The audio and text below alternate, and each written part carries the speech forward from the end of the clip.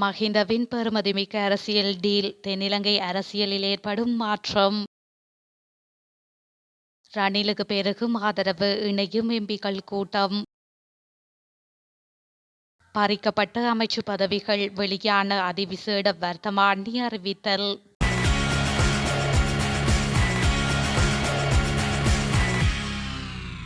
ஸ்ரீலங்கா பொதுஜன பெரமுனவில் இருந்து விலகிய ரணில் விக்ரமசிங்கவிற்கு ஆதரவளிக்கும் பல நாடாளுமன்ற உறுப்பினர்களுக்கு முன்னாள் ஜனாதிபதி மஹிந்த ராஜபக்ஷ அழைப்பு விடுத்துள்ளார். இம்முறை ஜனாதிபதி தேர்தலில் போட்டியிடும் தனது மகன் நாமலுக்கு ஆதரவளிக்குமாறு மஹிந்த கோரிக்கை விடுத்துள்ளார். முன்பு எப்போதும் இல்லாத வகையில் மிகவும் நட்புறவோடு முன்னாள் ஜனாதிபதி நாடாளுமன்ற உறுப்பினர்களிடம் இந்த கோரிக்கையை விடுத்துள்ளார். தேர்தலுக்கு தேவையான செலவுகளை கூட தன்னால் வழங்க முடியும், அத்துடன் கட்சியில் தொடர்ந்தும் இருக்குமாறும் அவர் கேட்டுக் கொண்டுள்ளார். ராஜாங்க அமைச்சர் பிரேமலால் ஜெயசேகர முதலில் ரணிலுக்கு ஆதரவு வழங்குவதாக அறிவித்திருந்தார். எனினும் ஜனாதிபதி தேர்தலில் போட்டியிடும் நாமலுக்கு ஆதரவு தெரிவிப்பதாக மொட்டு கட்சியுடன் இணைந்துள்ளமை குறிப்பிடத்தக்கது. ஸ்ரீலங்காவின் எதிர்வரும் ஜனாதிபதி தேர்தலில் ரணில் விக்ரமசிங்கவிற்கு ஆதரவளிப்பதாக பல்வேறு அரசியல் கட்சிகளை சேர்த்த நாடாளுமன்ற உறுப்பினர்கள், முன்னாள் அமைச்சர்கள் மற்றும் அரசியல்வாதிகள் உறுதியளித்துள்ளனர். இன்று இடம்பெற்ற செய்தியாளர் சந்திப்பின் போது அவர்கள் இந்த விடயத்தினை தெரிவித்துள்ளனர்.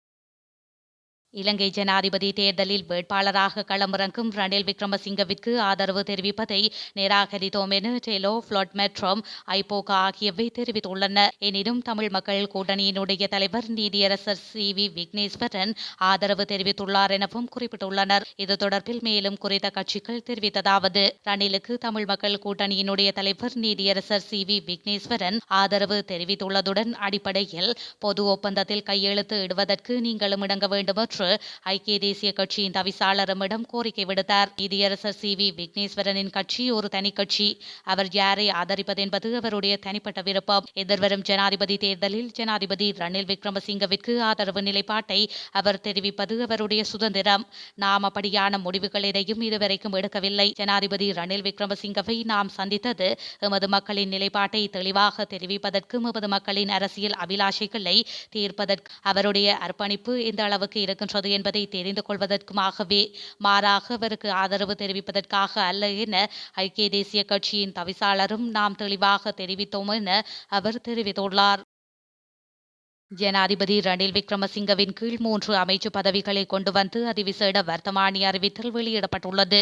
குறித்த வர்த்தமானி அறிவித்தல் ஜனாதிபதி ரணில் விக்ரமசிங்கவின் அறிவுறுத்தலின் பேரில் வெளியிடப்பட்டுள்ளது. இதன்படி சுற்றுலா மற்றும் காணி, விளையாட்டு மற்றும் இளைஞர் விவகாரம், தொழிலாளர் மற்றும் வெளிநாட்டு வேலைவாய்ப்பு ஆகிய அமைச்சு பதவிகள் ஜனாதிபதியின் கீழ் கொண்டுவரப்பட்டுள்ளன. முன்னாள் அமைச்சர்களான மனுஷ நாணயக்கார மற்றும் ஹரின் பெர்னாண்டோ ஆகியோர் முன்னாள் இந்த அமைச்சு பதவிகளை வகித்து வந்த நிலையில் அவர்களின் நாடாளுமன்ற உறுப்பினர் பதவிகள் பறிக்கப்பட்டமையால் அமைச்சு பதவிகளில் வெற்றிடங்கள் ஏற்பட்டன. இதன்படி இந்த அமைச்சு பதவிகளை தனது பொறுப்பின் கீழ் கொண்டு வந்து ஜனாதிபதி வர்த்தமானி அறிவித்தலை வெளியிட்டுள்ளார். மனுஷ நாணயக்காரவின் வெற்றிடமான நாடாளுமன்ற உறுப்பினர் பதவிக்கு பந்துல லால் பண்டாரி கொடவின் பெயரை தேர்தல்கள் ஆணைக்குழு வர்த்தமானியில் வெளியிட்டுள்ளது. தேர்தல் ஊடக வழிகாட்டுதல்களை மீறியதாக தொலைக்காட்சி அலைவரிசைக்கு தேர்தல்கள் ஆணைக்குழு எச்சரிக்கை விடுத்துள்ளது. குறித்த தகவலை தேர்தல்கள் ஆணையாளர் நாயகம் சமன் ஸ்ரீ ரத்நாயக்க தெரிவித்துள்ளார். ஊடக நெறிமுறைகள் மற்றும் தேர்தல் ஊடக வழிகாட்டுதல்களை நிறுவனம் கண்டிப்பாக கடைபிடிக்க வேண்டும் என்று தேர்தல் ஆணைக்குழு வலியுறுத்தியது. தேர்தல்கள் ஆணையாளர் நாயகம் சமன் ஸ்ரீ ரத்நாயக்க ஒளிபரப்பு நிறுவனத்திற்கு கடிதம் ஒன்றை விடுத்து அந்த அலைவரிசையின் செய்திகளுக்கு எதிராக ஆணைக்குழுவுக்கு பல முறைப்பாடுகள் கிடைத்துள்ளதாக தெரிவித்துள்ளார். இந்த முறைப்பாடுகளில் அவதூறான அறிக்கைகள் வெளியிடப்பட்ட காலை நிகழ்ச்சியின் உள்ளடக்கங்கள் குறித்து ஆணைக்குழு விவரித்துள்ளது. குறித்த தொலைக்காட்சி அலைவரிசை ஊடக நெறிமுறைகளை மீறும் நடைமுறைகளில் ஈடுபட்டுள்ளதுடன் நீதிமன்றத்தில் நடந்து வரும் வழக்குகள் பற்றி குறித்த சேனலில் கலந்துரையாடப்பட்டதாகவும், ஒரு குறிப்பிட்ட வேட்பாளரை அலைவரிசை ஊக்குவித்து வருவதாகவும் தேர்தல்கள் ஆணைக்குழு தெரிவித்துள்ளது. மேலும் அரசியல் கட்சிகளுக்கு எதிராக அவதூறான அறிக்கைகள் வெளியிடப்பட்டதாகவும், அதே சமயம் ஒரு கட்சி மாத்திரம் ஒளிபரப்பு வேளைகளில் தெளிவாக விளம்பரப்படுத்தப்பட்டதாகவும் ஆணைக்குழு கூறியது.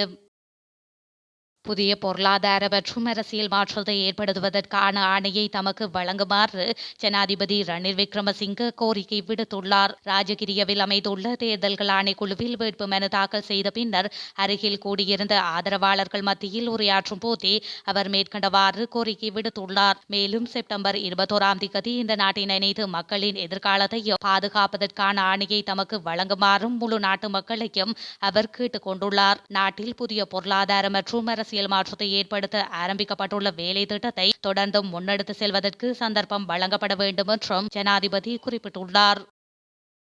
ஜனாதிபதி தேர்தலில் வெற்றி பெற்றால் தமிழ் மக்களின் அனைத்து பிரச்சினைகளையும் தீர்த்து வைப்பதாக எதிர்க்கட்சித் தலைவர் சஜித் பிரேமதாச தமிழ் கட்சி பிரதிநிதிகளுக்கு வாக்குறுதி அளித்ததாக தமிழ் தேசிய கூட்டமைப்பின் வன்னி மாவட்ட நாடாளுமன்ற உறுப்பினர் செல்வம் அடைக்கலநாதன் நேற்று தெரிவித்துள்ளார். நாடாளுமன்ற உறுப்பினர்கள் மற்றும் பல தமிழ் கட்சிகளின் தலைவர்கள் அடங்கிய குழு ஜனாதிபதி வேட்பாளர் எதிர்க்கட்சி தலைவர் சஜித் பிரேமதாசவை கொழும்பில் சந்தித்ததன் பின்னர் செல்வம் எம்பி மேற்கண்டவாறு தெரிவித்துள்ளார். நாம் இதுவரையில் நாட்டின் பிரதமர் அல்லது ஜனாதிபதி பதவிகளை வகிக்கவில்லை எனவும் முதல் தடவையாக ஜனாதிபதியாக பதவியேற்க தான் முன்மொழியப்பட்டதாகவும் சஜித் பிரேமதாச தமிழ் நாடாளுமன்ற உறுப்பினர்களிடம் தெரிவித்துள்ளார். தான் வெற்றி பெற்றால் இந்த நாட்டில் உள்ள தமிழ் மக்களின் சகல பிரச்சினைகளையும் அரசியலமைப்புக்கு பாதிப்பின்றி தீர்த்து வைப்பேன் எனவும் உறுதியளித்துள்ளார். தமிழர் பிரச்சினைகளுக்கு தீர்வு காண மாகாண சபை முறைமையை பயன்படுத்தி அந்த மாகாண சபைகளுக்கு அதிக அதிகாரங்களை வழங்க எதிர்பார்த்துள்ளதாக சஜித் பிரேமதாச குறிப்பிட்டுள்ளார். எதிர்வரும் ஜனாதிபதி தேர்தலில் சுயேட்சை வேட்பாளராக போட்டியிடும் ஜனாதிபதி ரணில் விக்ரமசிங்கவிற்கு தேர்தல் சின்னமாக கேஸ் சிலிண்டர் வழங்கப்பட்டுள்ளது. குறித்த சின்னத்தை ஜனாதிபதிக்கு தேர்தல்கள் ஆணைக்குழு சற்று முன்னர் வழங்கியுள்ளது. 2024ஆம் ஆண்டு ஜனாதிபதி தேர்தலுக்கான வேட்புமனுக்களை ஏற்கும் நடவடிக்கை இன்று காலை 9 மணிக்கு ராஜகிரியில் உள்ள தேர்தல் ஆணைய அலுவலக கேட்போர் கூடத்தில் நடைபெற்றது. ஜனாதிபதி தேர்தலுக்கான வேட்பாளர்களின் வேட்புமனுக்கள் ஏற்றுக்கொள்ளப்பட்டதன் பின்னர் 3 ஆட்சேபனைகள் முன்வைக்கப்பட்டதாக தேர்தல்கள் ஆணைக்குழு தெரிவித்துள்ளது. ஆனால் தேர்தல் சட்டத்தின்படி அந்த ஆட்சேபனைகளை நிராகரிக்க தேர்தல்கள் ஆணைக்குழுவின் அதிகாரிகள் நடவடிக்கை எடுத்துள்ளனர். மேலும் கட்டுப்பணம் செலுத்திய 40 வேட்பாளர்களில் 39 வேட்பாளர்கள் வேட்புமனு தாக்கல் செய்திருந்த நிலையில் அனைத்து மனுக்களும் ஏற்றுக்கொள்ளப்பட்டது. இதேவேளை ஜனாதிபதி தேர்தலில் தமிழ் பொது வேட்பாளராக களமிறங்கியுள்ள ப. அரியநேந்திரன் சங்கு சின்னத்தில் போட்டியிட உள்ளமை குறிப்பிடத்தக்கது. ரிசாத் பதியுதீன் தலைமையிலான அகில இலங்கை மக்கள் காங்கிரஸ் கட்சியினை பிரதிநிதித்துவப்படுத்தி ஐக்கிய மக்கள் சக்தியினூடாக நாடாளுமன்றம் பிரவேசித்த 3 உறுப்பினர்கள் எதிர்வரும் ஜனாதிபதி தேர்தலில் ரணில் விக்ரமசிங்கவிற்கு ஆதரவளிக்க தீர்மானித்துள்ளனர். இதன்படி அனுராதபுரம் மாவட்ட நாடாளுமன்ற உறுப்பினர் இஷாக் ரஹ்மான், புத்தளம் மாவட்ட நாடாளுமன்ற உறுப்பினர் அலிசப்ட்ரி ரஹீம், திகாமடுவெல்ல மாவட்ட நாடாளுமன்ற உறுப்பினர் சட்டத்தரணி SMM முஷாரப் ஆகியோர் ஜனாதிபதிக்கு ஆதரவு வழங்க தீர்மானித்துள்ளதாக தெரிவிக்கப்பட்டது.